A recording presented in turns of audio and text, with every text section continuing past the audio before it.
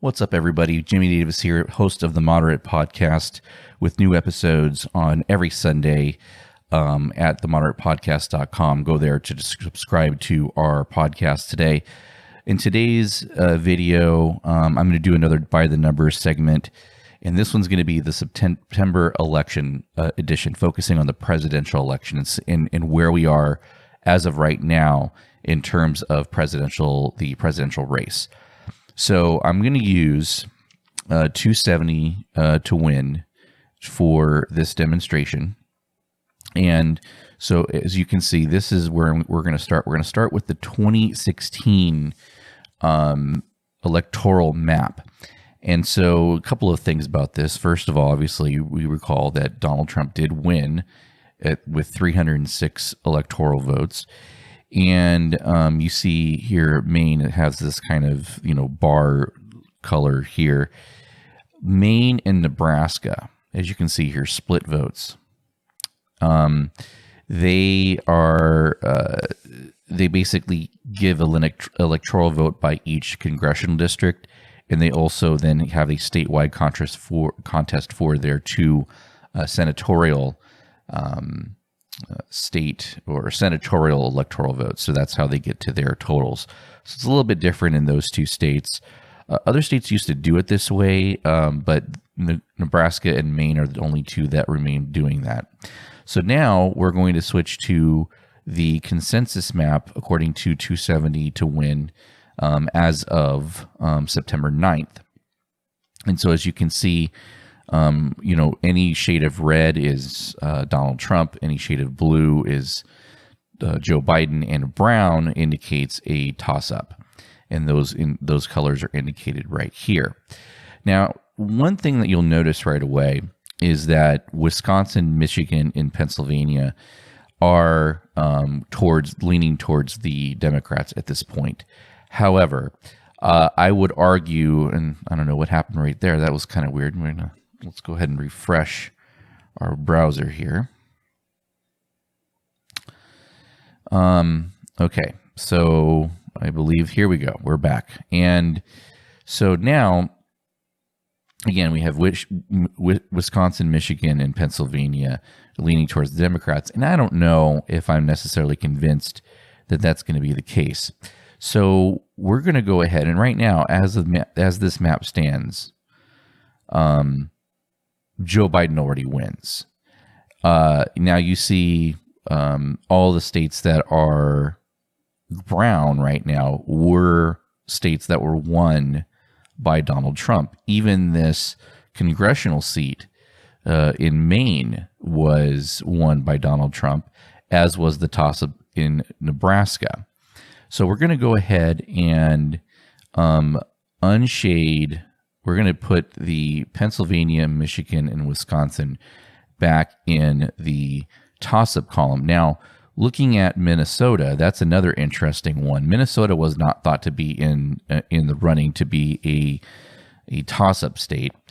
And as of right now, Biden still has a pretty sizable lead outside of the most consensus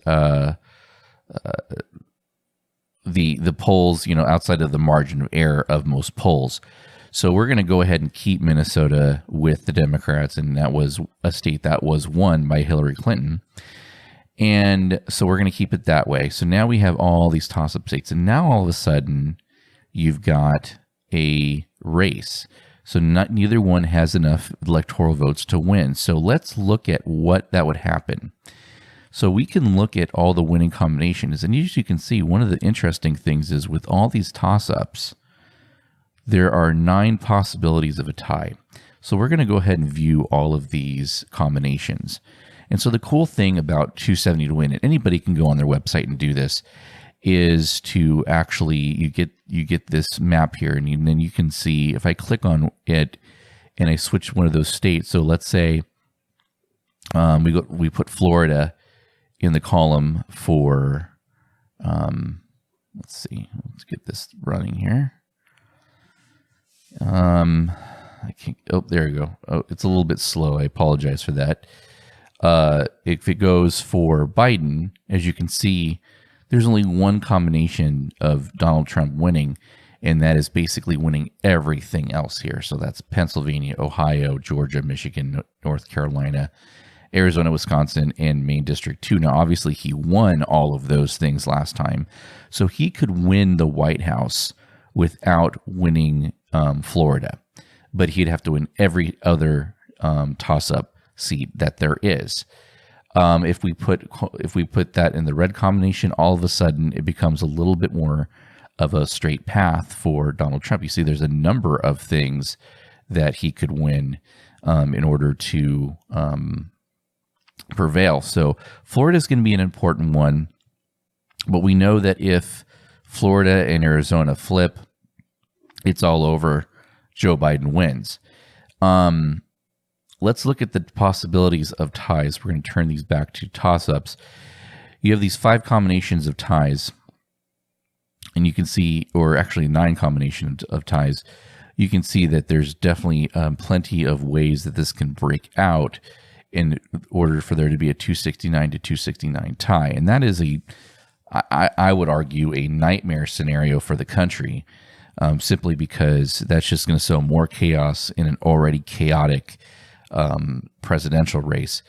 Now, so let's look at the polling.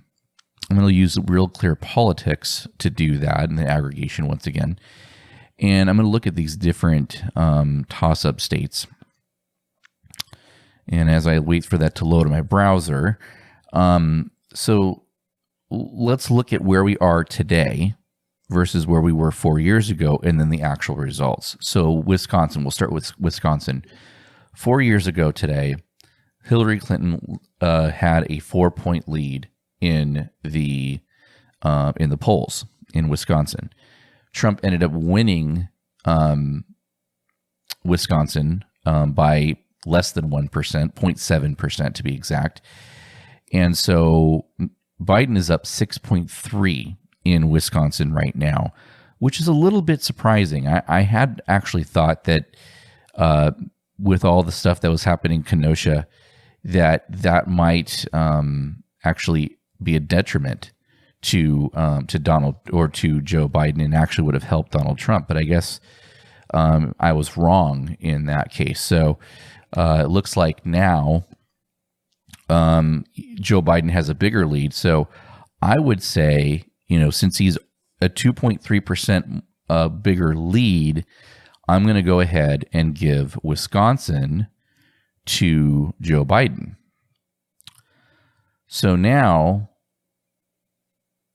there is a much more difficult path to 270 for Donald Trump. So now let's look at Michigan. Michigan was barely won by Trump, 0.3%. But 4 years ago, right now, Clinton had a 6-point lead in the polls. Joe Biden only has a 4.2 point lead in the polls. So I'm going to go ahead and give Michigan to Donald Trump at this point. Ohio is an interesting one. Trump won Ohio by 8.1 points, but Obama won Ohio twice. But at this point, Clinton did hold a slight lead, a 1-point lead in Ohio, and Biden has a 2.4 point lead. However, because Trump was so strong in Ohio, I have to at this point give that to the president still. So I'm going to go ahead and keep Ohio with the president. Now the current score is 240 to 203 in favor of Biden. Let's look at Pennsylvania. Pennsylvania was won by Trump by 0.7%. Joe Biden has a 4.3 point lead in the polls, but Clinton had a 5.8 point lead, 5.8% lead in the polls 4 years ago. So we're going to go ahead and give that to Trump as well. He's doing better right now than he was at this time 4 years ago. Florida. Here's an interesting one. Trump won Florida by 1.2%. He had a 0.2% lead in the polls 4 years ago. Now Biden is winning Florida 1.2%. It's going to come down to the absolute wire in Florida. Obama won Florida in 2012 by less than 1%, and he won Florida in 2008 by 2.8%. So we're going to go ahead and give Florida right now to Joe Biden. And that would put him over the top. Doesn't matter what happens in Georgia, doesn't matter what happens in North Carolina, Arizona, or in any of the congressional seats in Maine or Nebraska. I'm going to go ahead and even give this back to the president. I'm going to give Nebraska to the president. Now, but let's say for a second that Trump does narrowly win Florida. He's still in the race at this point. Now, if we look at Georgia, Trump won Georgia by 5.1%. Romney and McCain also both carried Florida in their respective elections. Trump was only up 0.8% in Florida 4 years ago, but right now he's up 1.3%. So I think that Florida or that Georgia is going to stay with the president. If that's the case, that puts him at 269. So if everything else goes for Biden, North Carolina, Arizona, and Maine 2 will end up with a tie. And this is one of those situations that I think could be the most likely to happen. Because if you look at North Carolina, Clinton had a 0.7% lead in Florida or in North Carolina 4 years ago. Biden has a 0.8% lead, but Trump ended up winning North Carolina by 3.7%, which means I think that North Carolina will also go for Trump. But Maine 2, I don't have numbers on that. I apologize for that.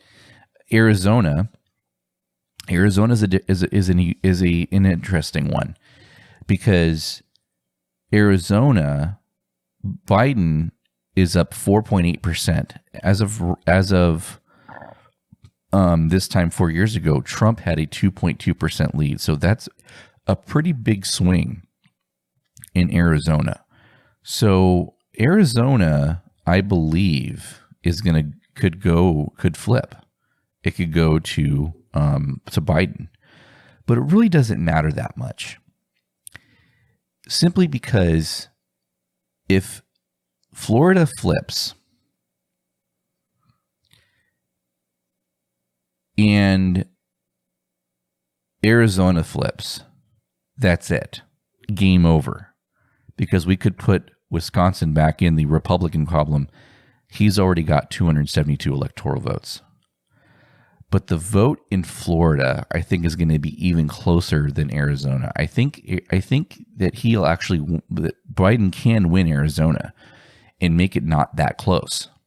But Florida is going to be a wild ride. It's going to be 2000 all over again. And I think that is going to be where the focus is going to be, because I think that Trump can take all of these other states. Wisconsin's iffy, though.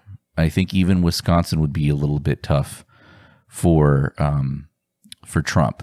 So even if Arizona stays and Wisconsin flips, that's still enough for Joe Biden. So it's going to come down to really Florida, Arizona, and Wisconsin. Those are the three states as of right now I see are the ones that are going to be the ones you need to keep an eye on. So we'll see what happens in November. We'll update this. I'll do another video in October once we're a little bit closer to the election. Once we get through the debates, we'll see if the debates move the needle very much. CNN, by the way, had an article about how right now is probably what decides the election, and they used 2012 and 2016, and they said looking at the polling, Hillary Clinton was ahead at this time 4 years ago, and she ended up winning the popular vote. So therefore, Trump's in trouble. Well, as we know, it doesn't matter. It doesn't matter.